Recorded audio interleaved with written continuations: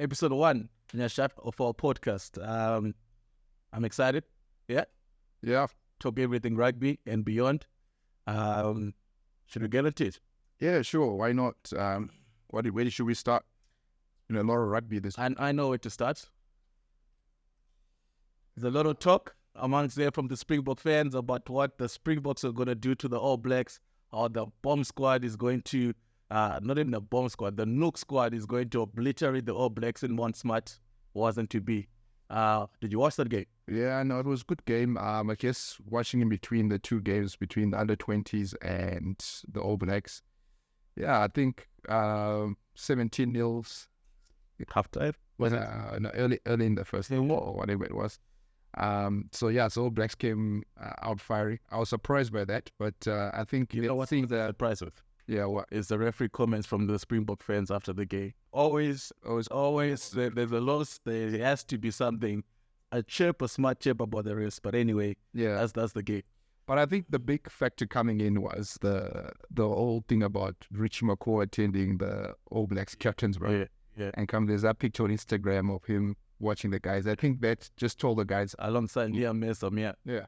And what's interesting is that Springbok squad, that's pretty much what they would have played at a World Cup, like when they want to win a big game or in the final. So Barring Sia Kolisi and maybe 100 Pollard, that's pretty much the match day 23. But yeah, I mean that was rugby beyond. Let's come back closer to home now and chat about obviously the under-20s.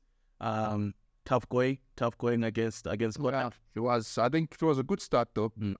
You look at the game, first 15 minutes, we did show some signs of potentially doing well, but I think some areas it looked like the guys were not composed enough. Maybe the scene got to them, and I think there was too much spoken about how big of a game this would be. Maybe the game got too big for them, or the hype was too much around it, and they were not themselves. Guys were shooting out, missing tackles. Yeah. And with the chat with Sean after the game, he spoke about it. He spoke about, I think he used the term stage fright. And obviously for these young men, probably the biggest game they've played in their careers. So you got to understand that. But what I liked about what Sean said in that the post-game interview was that, they're still on track. They're still within their target of finishing in the top 4, top 3 if they really do well and win their playoff. So yeah, again, and you use this term as all is not lost, and I think all is not lost. We need to take it, we take the result we come from. It can only get better. And I mean, put in context, not many teams have scored more than 30 points on Scotland, even if in the Six Nations Cup. So, to score that many, you got to take confidence in that. And I think where we went wrong, some of the technical stuff about in scrumming where we got dominated. I mean, size, we're now equal. We match them on size. We match any team on size now, and power and speed. We're probably the most athletic team at that tournament when I looked at all the games. That's exactly what excites me, Nyasha. So very, very bulky, tight fight for Marseille. Masterson, Chang. Masterson got injured. Anyway, he might have broke his arm, so we wish him a speedy recovery. You look at Chinwada, you look at those guys, you think, yes, this team is going to grind us to the ground. They're going to carry on. They're going to come around the corner, but it's not that, they like to get that ball out, to give it some air, freedom for expression. You saw Leo Mutendi right on that right flank, really doing good stuff, linking up with Matipano and doing some good tries. So it's what excites me about that team, and it's what the technical staff have managed to bring out of those guys to be able to just express themselves, and you can see when they're playing that there's a lot of fun, and which is why guys pick up the rugby ball in the first instance to have fun and to enjoy, and there's a lot of that in that under-20 side, and I think just with that ingredient, and we can delve into a lot of technical aspects, but just with that. I mean, you've got a good blend there that could allow the team to go far. And I mean, when I look at it from Scotland's side, I think it was mainly one person who killed us. That nine was knowing where to go, which side to play the ball, putting guys into space, kicking. He had some good exits, kicked it out well. Good box kicks. He relieved a lot of pressure, and he controlled the game for Scotland in that first maybe 20 minutes, which pretty much had them the game really by then. Absolutely. I think if you ask me, what position I'd want to secure first is probably a good night. And I'll tell you, I always say this about the All Blacks. Sorry to go back there, but I always say Aaron Smith is the most important player in an All Blacks squad. Probably not the best player, but he's the most important because I don't think you can replace him. You can replace a Will Jordan, you can replace an Adi Sophia, but Aaron Smith and what he just brings, the dynamism that he just brings to that attack in the All Black side is next level. And now you speak of that Scotland 9, and if you speak about all 9, Shadi who also there. Yeah, he played on, and unfortunately Zuze had to leave the scene quite early because of injury. The 2-3 times when Shadi made critical errors, it hurt us, and it led to a try. There was a aimless shipper change. He got intercepted. That was around the 22, and he just chipped his midfield there. And it can hurt us then. Yeah, high risk, high rewards. When you got a player like that, it's not always going to come off, but you got to encourage him to keep going. Yeah, and he played off. There was one time he didn't do that. Actually, scores, yeah. So, as well as, I think there was a time in our own 10 meter or something where he tried to pass it out wide, intercept and try. So, I think it's... But, I mean, like I said, that's the game they play. They really play close to the edge in terms of the risk that they take. And most of this year, it has come off. It's not... I don't think it's headless risks. Obviously, they really judge their risk very well, and that's why they've gotten as far as they've got it. So, yeah, Uruguay next. They obviously just peeped the USA. Was it by a point? By 2 points. So that was a very close KG affair. We meet them next. I don't think we're gonna expect anything much different from Uruguay. They're gonna be set piece strong. So their lineouts, their mauls, their scrums are going to be strong. I'll be disappointed if they outscrum us. Uruguay are literally like 105 kilos, 107. Hey, man. But if they outscrum us, I just think we just need some time to reflect. I know of a few tight ends and loose ends out there that if you see in the streets, you wouldn't think they played in the front row. But so it's all about the technique. But I do hear what you said. Yeah, at the end of the day, there is mass behind our scrum, and you gotta shove that over if you gotta get our own ball. But what we need though from that scrum is just set a good platform.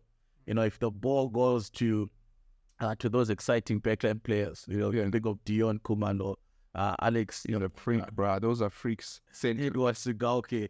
We can roll on, and those are exciting players, and that's exciting players for the future of Zim rugby.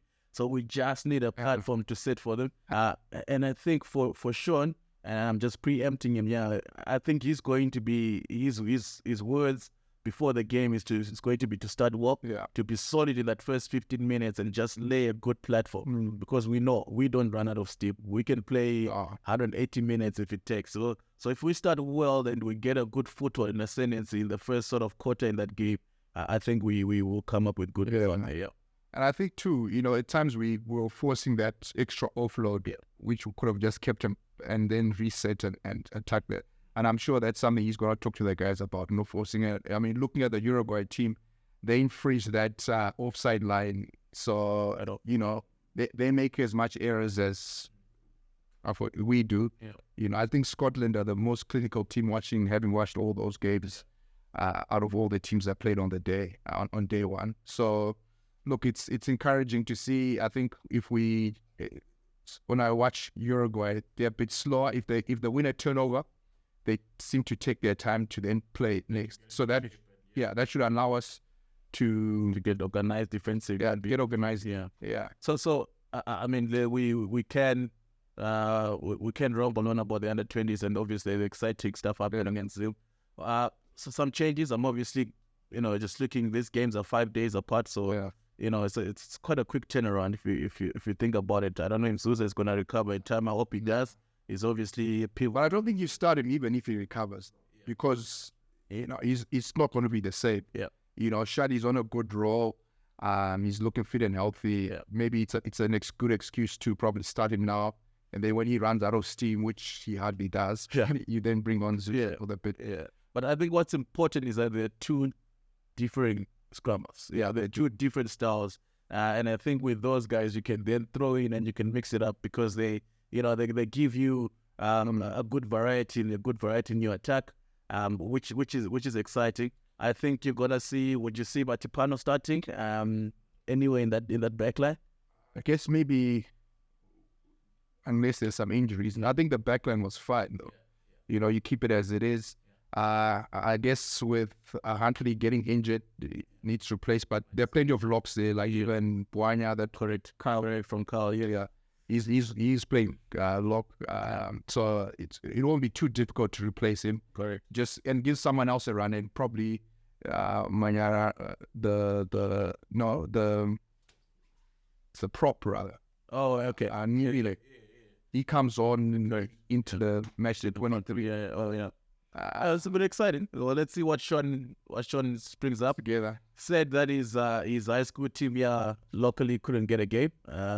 Hillcrest cuts on P again, so they couldn't get a kick. Yeah, it's a but yeah, my own charges, St. George's, we went down to Peterhouse. An exciting tipping game on Weaver. I did say if I wasn't the coach, I would have loved to watch that game any other weekend. But obviously, but what I gotta say in that game, obviously, it was gutting. But Brennan, what?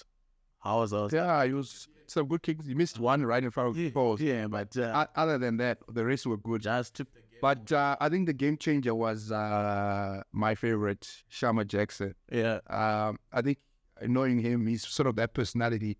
Once they do score those two quick tries, he took it personal. Right. He took it personal, and you do need those players, and I take it personally. And that was that moment that he scored the try. I would say it was a 14-point swing because St. George's had just scored twice. Kickoff, a 40-meter burst, and looking to score again. Obviously, a loose pass, and Shama picked it up with his pace. Non-catch. Yeah, and you could see when he peeled his ears back, you could see he's always going one way. He's the only schoolboy kid who runs 400 meters in under 47 seconds. So that's quick. Even international standard schoolboy, like that's quick. So and what form is he, by the way? He's still got another year to go. So he's going to throw my time do it this way. All the schools rather. Yeah, but it's exciting. I mean, that's why we coach. That's why we're in the business to get better, to hone our skills, and to come up against big game players like Shama Jackson. Who deliver time and time again. But that 8 from George's had outstanding. Yeah, Farashiji, he's cutting into his own. Also, watch out for him. I think he's dropping off from the head boy. Yeah, Nashim Danga. Like it seems like he's catching on to that style of play. He's starting to play a bit like that. So it's an exciting stuff. But players joined the team also went well. I think he was good. St. John's had a good win over Lomagadi. Yeah, I think they needed that win. But I think St. John's hasn't been as bad as people think they are. No, they've been good. Yeah, I think it's always slow stuff, but they can beat anyone. I think the thing is that with your top 7-8 schools, anyone can beat anyone on their day. It's just who turns up, who shows up on the day. And look at Falcon, man. They're a machine right now. I don't want to play them. Like no one. Yeah, and they've got Peterhouse the last game of the season. That's gonna be a thriller. Yeah, it'll be a club. Yeah. But hey, Nyasha, we can chew the fate of our rugby till the cows come home. We can't go on forever, but an exciting new podcast of ours, which we're gonna keep turning out, and we're gonna come with more interesting chats. And we love talking rugby. We live rugby. We breathe rugby. So we're gonna do this every week, and and go Zemana 20 against Uruguay. Go and smash them. Absolutely, go and get that W. Cheers, guys. Keep supporting rugby and keep backing the boys. Cheers, all the wise.